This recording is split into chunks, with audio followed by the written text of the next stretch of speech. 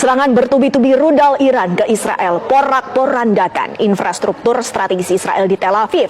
Perdana Menteri Israel Benjamin Netanyahu mengatakan bahwa negaranya jadi korban kebrutalan rudal Iran. Israel menyelang lebih dulu lalu merasa menjadi korban belakangan. Apakah ini taktik Israel mencari simpati dunia?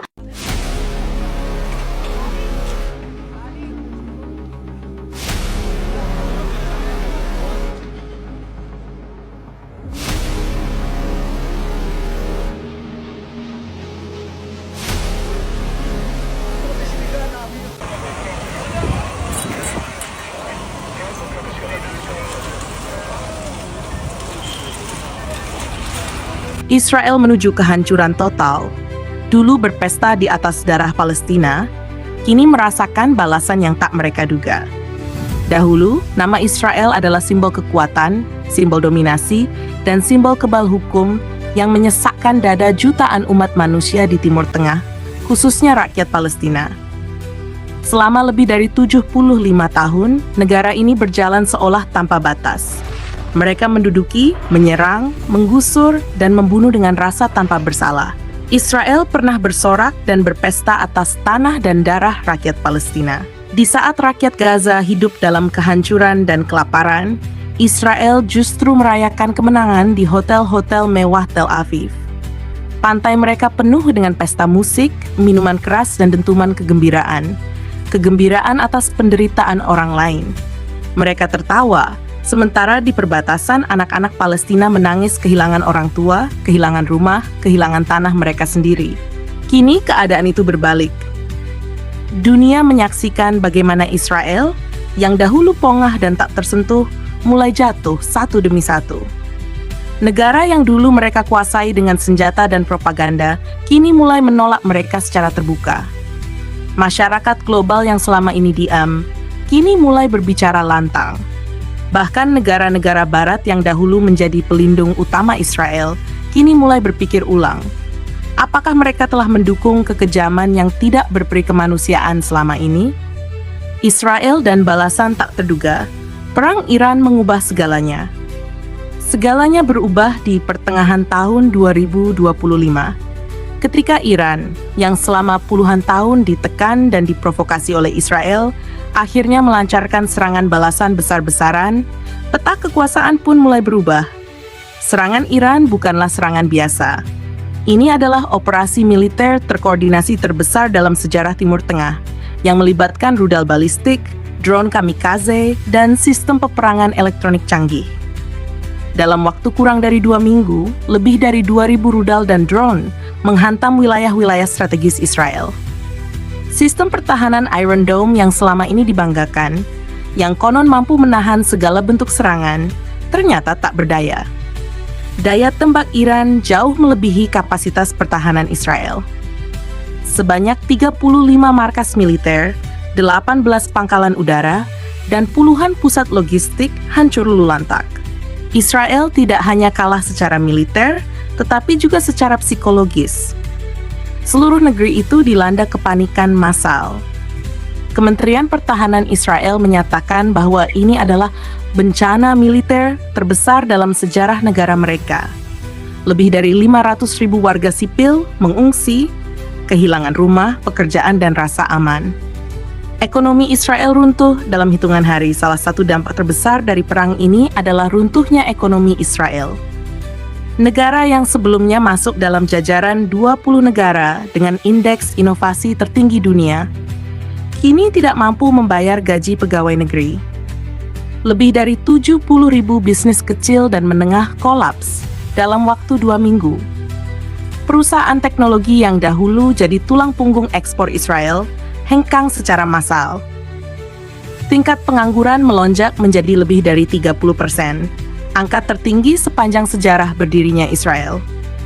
Inflasi menembus angka 200%, harga bahan pokok melonjak tajam, dan mata uang mereka shekel terpuruk di pasar global.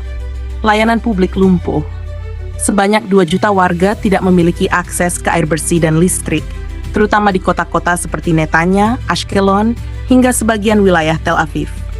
Rumah sakit penuh sesak, sementara obat-obatan dan peralatan medis mulai langka. Dulu berpesta, kini mengungsi. Kontras ini sangat nyata. Dahulu, warga Israel bersukacita di pantai-pantai, menikmati pesta mewah, menonton konser, bahkan menertawakan penderitaan Gaza. Namun kini, mereka sendiri hidup di tenda-tenda pengungsian. Dari rumah mewah ke karung plastik, dari mobil-mobil Eropa ke troli pengungsi. Mereka yang dulunya membanggakan status sebagai warga negara modern dan makmur, kini menjadi pengungsi paling ditolak di dunia. Bahkan lebih menyakitkan, negara-negara sahabat mereka menutup pintu. Amerika Serikat, Kanada, Jerman, hingga Inggris menolak permintaan suaka dari puluhan ribu warga Israel. Mereka takut menjadi sasaran protes dari rakyatnya sendiri yang selama ini memprotes dukungan terhadap Israel. Demonstrasi anti-Israel pecah di lebih dari 80 negara.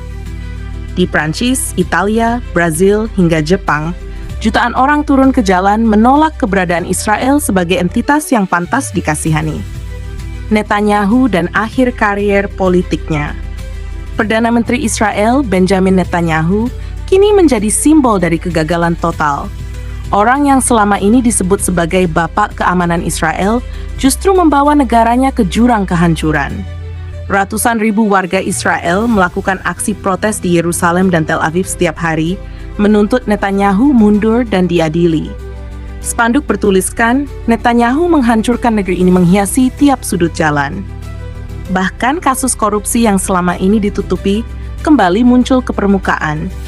Investigasi terbaru menyebutkan bahwa Netanyahu diduga menilap dana senilai lebih dari 500 juta dolar Amerika. Dan dana tersebut dikucurkan untuk kepentingan militer yang ternyata gagal total. Dunia membuka mata, bangsa pilihan atau bangsa perusak. Selama ini, dunia dibutakan oleh propaganda sejarah. Banyak yang meyakini bahwa Israel adalah bangsa pilihan Tuhan, sebagaimana diklaim dalam kitab suci mereka. Namun narasi ini mulai digugat secara akademis dan ilmiah. Para sejarawan dari berbagai universitas ternama, termasuk Universitas Harvard, Oxford, hingga Universitas Al-Azhar, mengeluarkan kajian-kajian baru. Mereka menyatakan bahwa istilah bangsa pilihan hanya berlaku secara simbolik kepada para nabi dan keturunannya yang taat kepada Tuhan, bukan untuk negara modern bernama Israel yang dibentuk atas dasar kolonialisme dan penindasan. Faktanya, sejak ribuan tahun lalu, kaum Israel kuno memang seringkali diusir dari wilayah-wilayah tempat mereka tinggal, karena perilaku mereka yang suka memecah belah dan menciptakan konflik. Bangsa yang mengaku pilihan Tuhan ini kini terbukti tak mampu menjaga moral, empati, dan tanggung jawab kemanusiaan. Boikot global, bukan hanya produk, tapi eksistensi. Kini, boikot terhadap Israel bukan lagi sekadar ajakan moral. Ini menjadi gerakan global yang terstruktur dan sistematis. Produk-produk Israel ditarik dari rak-rak supermarket di lebih dari 120 negara. Aplikasi perdagangan besar seperti Amazon, eBay, dan bahkan marketplace lokal di Asia dan Afrika mulai memblokir brand asal Israel. Tidak hanya produk, bahkan warga negara Israel yang ingin bekerja di luar negeri mulai ditolak. Universitas menolak mahasiswa asal Israel, perusahaan-perusahaan memutuskan kerjasama, dan masyarakat sipil aktif menyuarakan anti-normalisasi dengan entitas Israel. Penolakan internasional dan status negara terbuang. Organisasi HAM seperti Amnesty International dan Human Rights Watch kini mengklasifikasikan Israel sebagai negara pelanggar berat HAM dan mendorong investigasi internasional terhadap genosida yang dilakukan di Gaza dan tepi barat. Israel kini seperti negara terbuang, tak punya kekuatan, tak punya simpati, dan tak punya tempat untuk bersandar. Mereka terjebak dalam negara yang hancur, diisolasi dunia, dan tak tahu arah masa depan. Kesimpulan, karma sejarah telah datang. Kini, Israel benar-benar berada dalam masa sekarat. Bukan hanya secara fisik, bukan hanya ekonomi, tetapi secara eksistensi.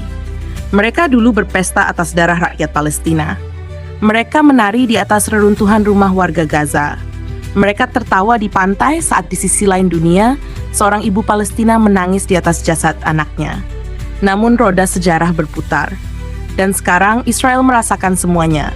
Mereka kehilangan rumah, kehilangan harta, kehilangan martabat, dan lebih dari segalanya, mereka kehilangan simpati dunia.